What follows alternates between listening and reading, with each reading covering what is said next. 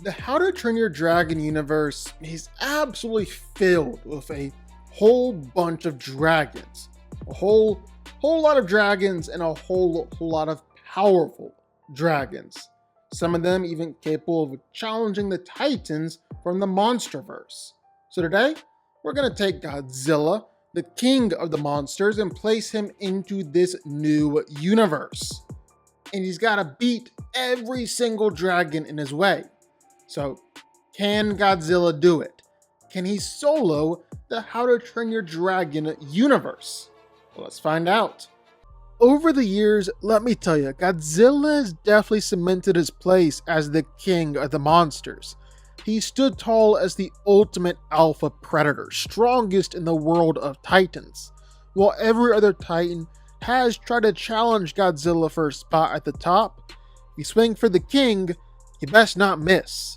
Because almost every monster has taken their shot at Godzilla, they've all failed.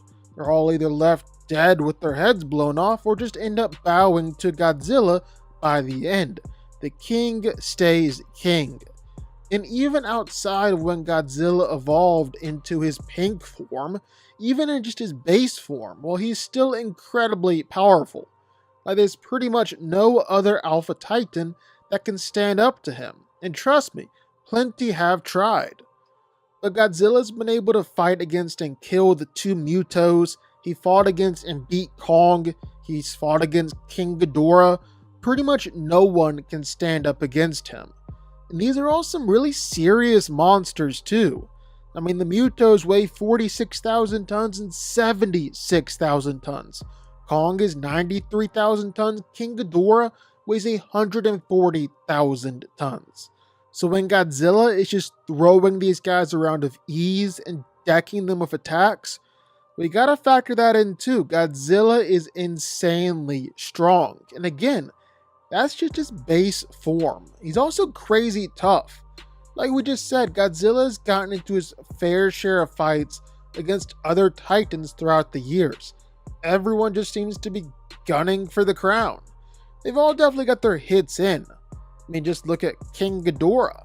Godzilla was able to pretty consistently trade blows with King Ghidorah, take everything that Ghidorah had, and really Ghidorah had no true shot at taking Godzilla down until he amped himself with all the electricity in Boston. And there's Kong. For as powerful as Kong is, being another true Alpha Titan, well, Godzilla was basically toying with him the entire time. And that's seriously not all either. Godzilla is regularly surviving nuclear bombs. Like he survived the Castle Bravo nuke, a 15 megaton nuke that at the time was the largest detonated nuke in history. Godzilla took it like a champ. Then Godzilla took another one, and this is an absolutely massive nuclear bomb too. It's no joke. And there's the Oxygen Destroyer. Godzilla survived that even while taking it directly on the head. And last but not least, the Permian Impact. This is a straight up extinction level event. It broke apart the Earth's crust, created an explosion even larger than Africa, and killed 90% of all life on the planet. Godzilla just took it and, well, he just kept on swimming. Basically, Godzilla is operating on just a straight up insane level. He's nearly impossible to hurt, much less put down for good. There have been a few times where he's been knocked out, a few low showings along the way, but the guy is insanely tough, like taking gigantic nuclear bombs directly to the face, kinda tough. And then there's his signature attack, his atomic breath. He's able to kill a whole lot of titans with this attack, and injure a whole lot more. But probably the most impressive thing was a time where Godzilla used his atomic breath to burrow all the way down through the Earth itself in order to reach the Hollow Earth. Easily the craziest thing the big lizard has ever done. Godzilla is releasing just an absolutely insane amount of power and energy here. Now, as you can guess, the How to Train Your Dragon universe is just absolutely full of dragons. A whole whole lot of dragons and a whole lot of powerful dragons. But when you're talking about facing off against Godzilla, well, there are really only a few dragons that stand much of a chance. Primarily, the biggest difference makers in How to Train Your Dragon would be the alphas. So the Red Death, the Bewilderbeast, and Toothless. And I guess you can include the Screaming Death in there as well. Secretly responsible for centuries of human and dragon conflict, the Red Death used its commanding presence to order other dragons to raid nearby villages, bringing a constant supply of food. From its lair deep within the core of a volcano, this Titan Wing reigned supreme. And for obvious reason. She was insanely powerful, insanely large, had no problem with straight up smashing through mountains in her rage and fury. The Red Death is also incredibly tough, to the point where her only real vulnerable spot was her insides. Plus, just like the Bewilderbeast, well, the Red Death has essentially an army of dragons at her constant beck and call, ready to do whatever she wants. As with all members of the animal kingdom, dragons too must follow a hierarchy of power and leadership. And at the apex of that chain of command rules an exceedingly rare alpha dragon to which all others bow, the Bewilderbeast. However, Bewilderbeasts are not born to that alpha status. Instead, it's earned through combat, vigilance, most importantly, a desire to protect the dragons and all other creatures in its nest. Fortunately for Bewilderbeasts, there are few other dragons in the world that can match their intimidating stature and ever hope to compete for the designation of King of all Dragons. The Bewilderbeast has two massive tusks it'll use for combat. It's just as big, if not bigger, than the Red Death, and is unique among dragons that can fire out ice blasts instead of fire. Born every 100 years or so, the Screaming Death has all the strengths of its subordinate cousin, the Whispering Death, with none of its weaknesses, meaning that it's the most powerful dragon Burke has faced since the Red Death. Unlike the Whispering Death, this dragon has no aversion to sunlight. It shoots large spines from its tail and can breathe mass amounts of fire in a single blast. But the Screaming Death's real strength is its insatiable appetite.